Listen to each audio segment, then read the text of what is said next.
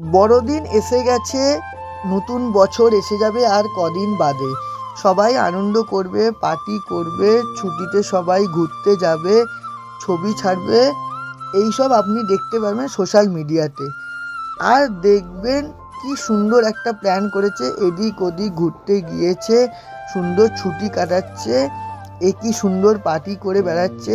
আপনিও আনন্দ উপভোগ করার চেষ্টা করবেন, কিন্তু মনের মধ্যে কোথাও না কোথাও একটা তারা কি করে বেড়াচ্ছে আর আমি কোথায় কি করে বেড়াচ্ছি জীবনে।